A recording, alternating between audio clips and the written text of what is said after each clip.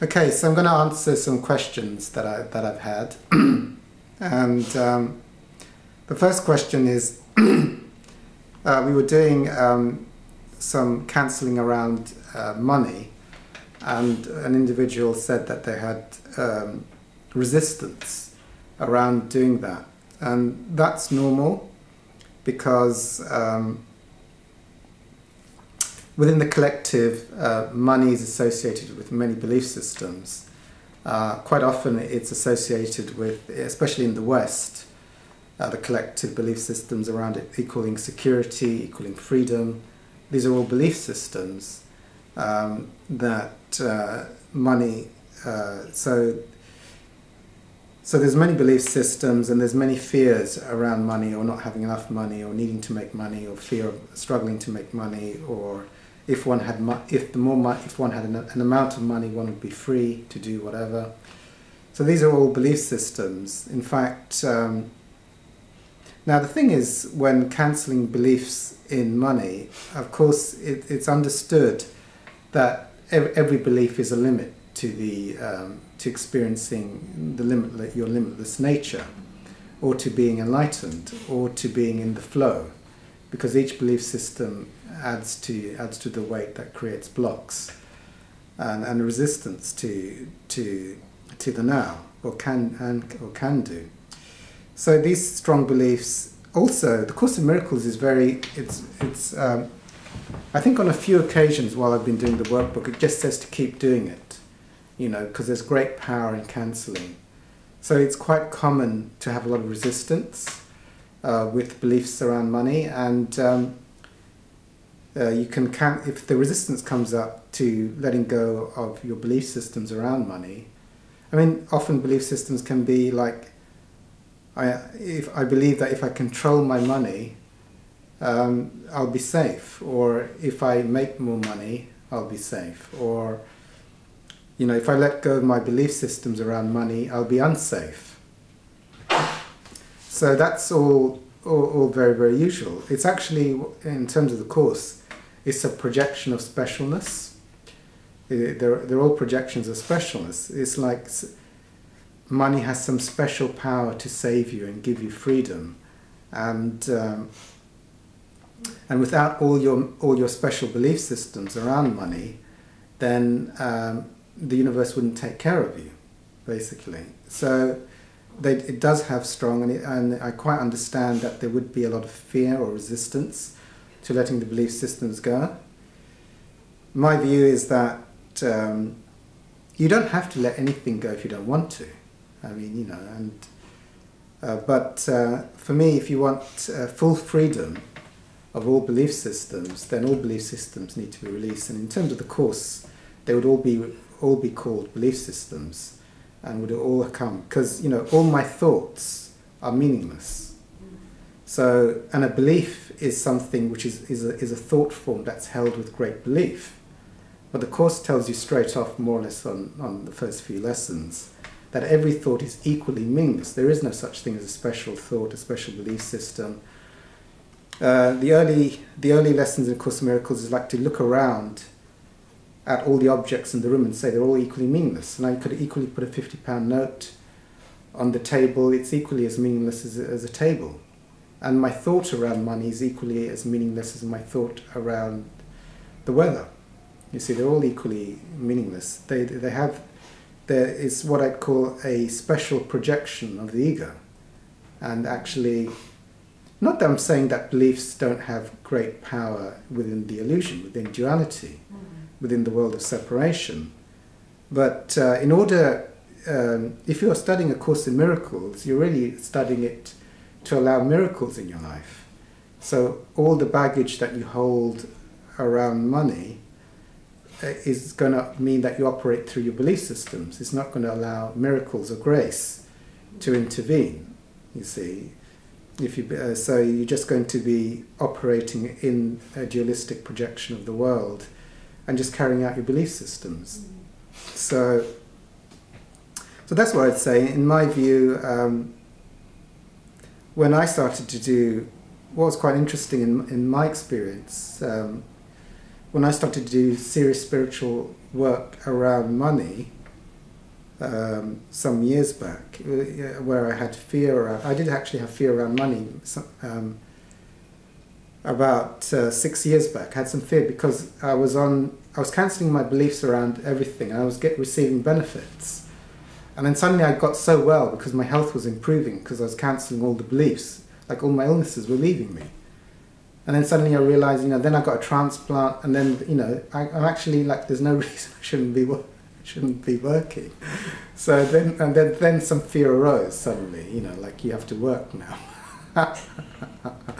So then I had to like do some cancelling around money and my fears around money and work.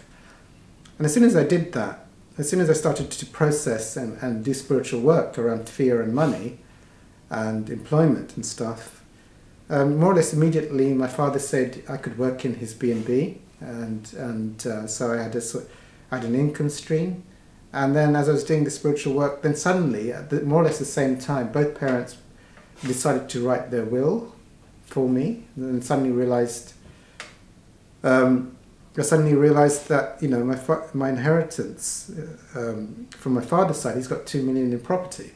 So that was given, a job was given, money was given, also freedom, because I was, it's like I could run the B&B and just work what hours I wanted to and earn the money income I wanted to. So as soon as I released that, it was like the infinite potentiality of miracles could come in.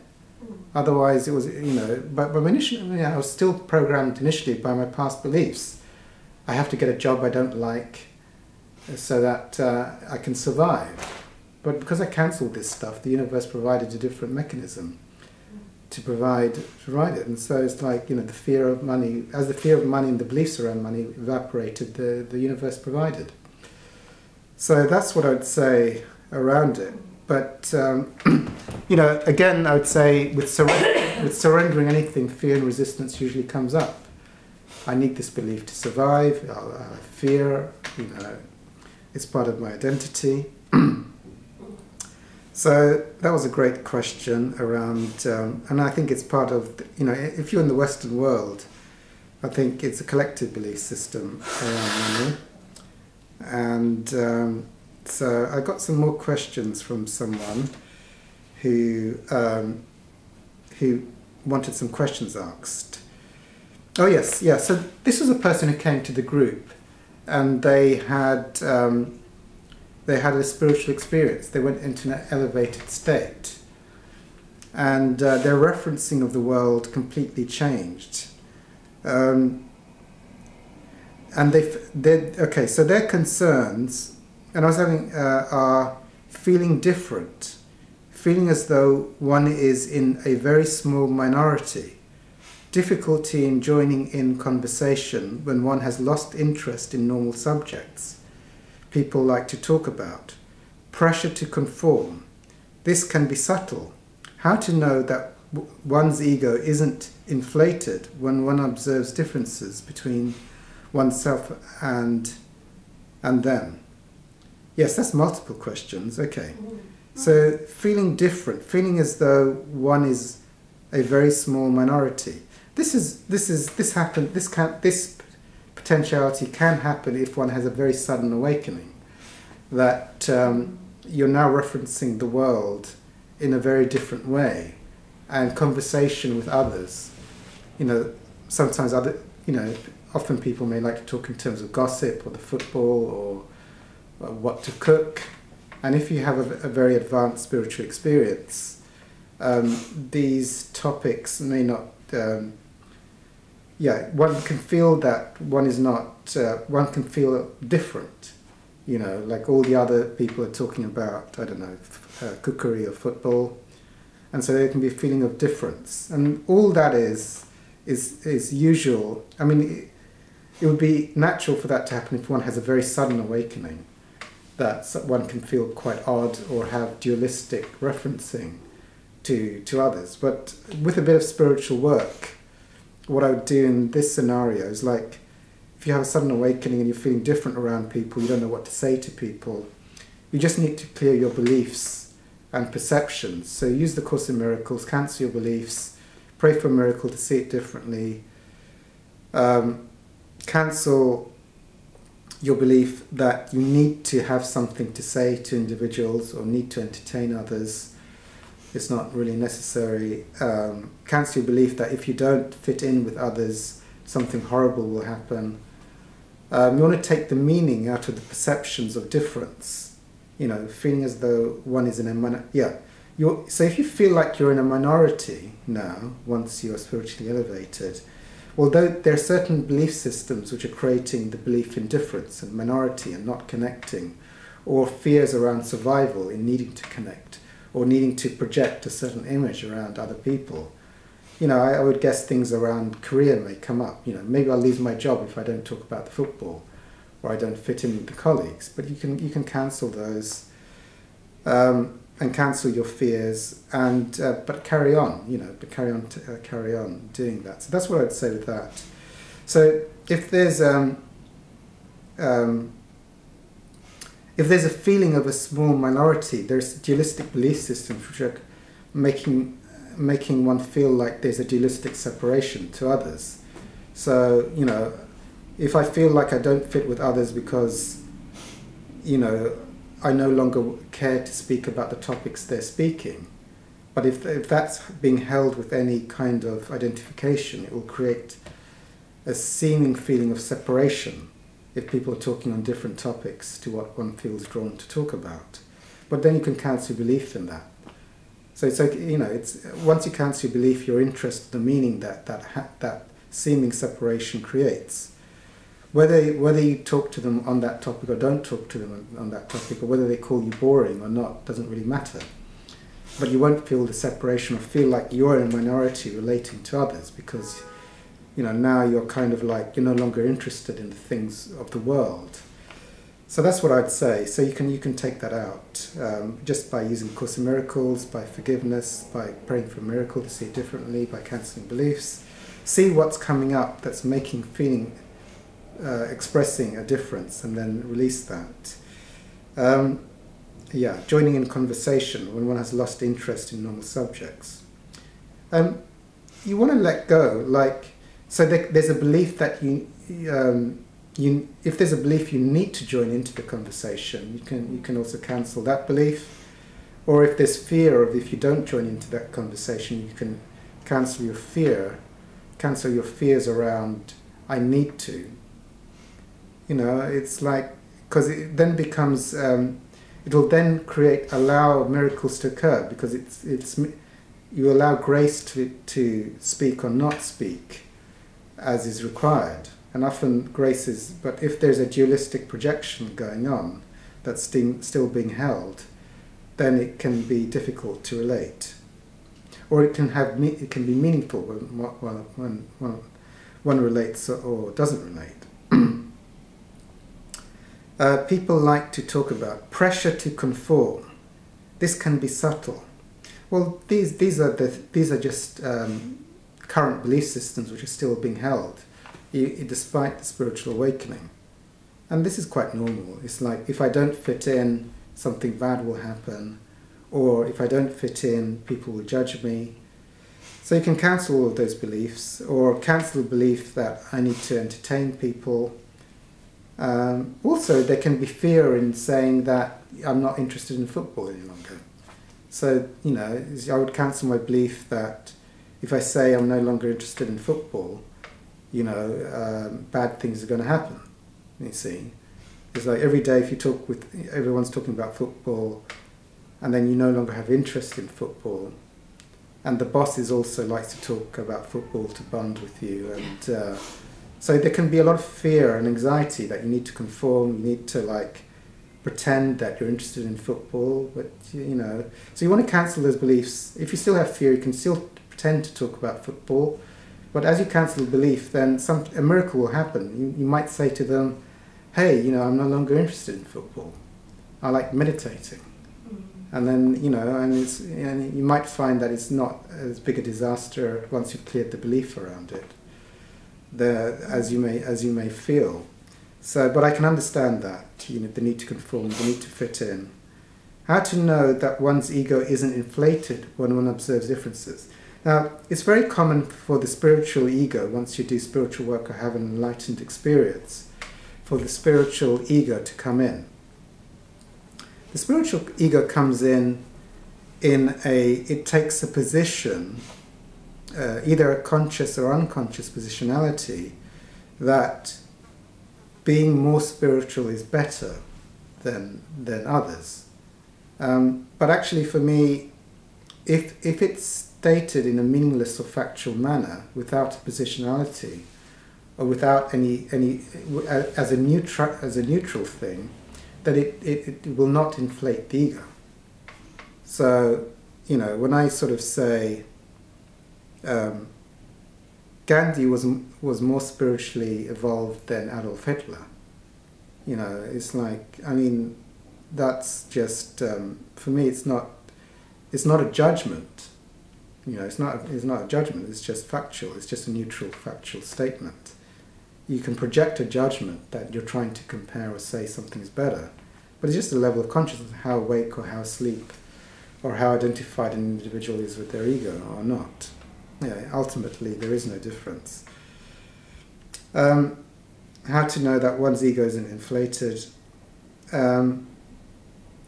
If one is holding on to a positionality or a judgment, then it will create ego inflation. If one has a thought that that tree is taller than the short tree, and it's just a meaningless neutral thought that just releases, it doesn't have any power to inflate the ego. If suddenly, like, that tree is taller than that tree, therefore that tree is better than that tree, comes in, and there's a kind of a judgment, or taller trees are better than shorter trees. If this kind of dialogue comes in with any identification, then it creates, then it becomes ego inflatory. So otherwise, if a random thought comes across, that tree is taller than that tree, and then it's forgotten, it doesn't create any ego inflation, because, as the Course says, all thoughts are equally meaningless. Inflated, when one observes differences between oneself and them. Well, if you observe differences between yourself and another person, you need to, if you observe differences and they're neutral or meaningless, then you don't need to do anything, because they will only stay in mind for a fraction of a second. But if one observes differences between oneself and another person, and then one keeps repeating those thoughts of better than or worse than or whatever, then one needs to cancel the belief. Like, if suddenly a thought arose in my mind, I'm richer than you, therefore I am better than you, but then I forgot about it and never came back, it wouldn't be ego inflatory. Whereas if I held that as a belief and said I'm better because I'm richer, then it would be ego inflatory. So just having a thought or an observation isn't ego inflatory, but if it's held with any juice, any positionality, with any firmness, then it starts to become ego inflatory. So how does one actually feel out one's feelings? And is it really true that there is an end to the reserve of suppressed feelings within? That's a great question. That's a very good question. How does one actually feel out one's feelings? And is it really true that there is an end to the reserve of suppressed feelings? Yeah, this is something I often talk about, and has come with, was described to me very, very clearly when I read Hawkins' literature, that actually one comes in with one has a reserve of suppressed feelings. It's like one has a reserve of suppressed guilt, shame, fear, anger. And if you were to actually feel out all of these feelings without resistance and not identify with thoughts, it would actually be one way to enlightenment, to release all of this. So in my own spiritual journey, going from addiction and enormous levels of fear and self-hatred and body obsession to the levels, great levels of serenity and peace, which are relatively consistent. I utilised this mechanism of feeling feelings out. And I'll try and give a few examples of how I felt feelings. You know, whatever type of feeling you can feel out. Like, I remember when I was letting go of food addiction. So when I was letting go of food addiction, I started to eat just some regular meals and stopped all the foods which I normally use to comfort myself and block off my feelings. You know, the sugary foods, donuts, fast foods. Cut those out. And it was like, when I did that, I remember waking up at 4 a.m. I woke up and I couldn't breathe. I was having a panic attack. And I had committed not to eat on my feelings any longer. And I was having a panic attack. And it was like I couldn't breathe, and it felt like there was no oxygen in the room, and it felt like I was going to die. And this thought was going in because food was my drug of choice to escape difficult feelings. So a very, very powerful thought came. It was 4 a.m. in the morning to eat food. So I forgot my commitment to just feel my feelings. I was having a panic attack, and then the head was saying, so I did binge on food that day. But then it was not my commitment to use food. Bless you. To use food. It was not my commitment to use food, and so I was watching this Hawkins DVD, and he had gone through like the most excruciating. He had gone through things like surgery without anaesthetic. He'd gone through all kinds of things by just surrendering and not trying to, and not identifying with thoughts, and just allowing fully to be experienced what is being experienced without resistance. So I knew that this coping mechanism of eating food, and it was like my ego was now threatening me with death unless I ate food. It sounds funny, but the ego is very powerful. You know, I was trying to give up an addiction that I'd used. Every time I was fearful, angry, or sad, I would eat. And I was now committed not to eat.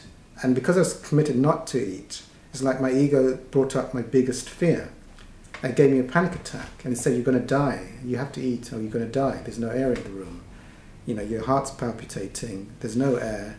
Go and eat something. So I ate the first time, but I was horrified, and I committed, mortified that I had not gone through the panic attack. And so as I committed that the next time a panic attack would occur, I would not eat. In fact, I would sit on my chair. I made a commitment, I guess, to God and my teacher, Hawkins, that I was going to sit on the chair the next time I get a panic attack. And if I dropped down dead, as the panic attack said, there's no oxygen, you'll die, then I was willing to die. And again, at 4 a.m., I woke up at 4 a.m. I guess that's the time that my ego wanted to hit. 4 a.m. in the morning, wake me up with a panic attack and no oxygen in the room. So I got up and I sat down on my chair, and I put a DVD of Hawkins on so I could hear him talking about how he had gone through the most difficult feelings and gone through to the glory of God beyond. So I sat down, and it was a full-blown panic attack, and it was like there was no oxygen, time was going very slowly, there was a relentless thoughts in my head to eat, or at least to run out into the street where there might be more oxygen.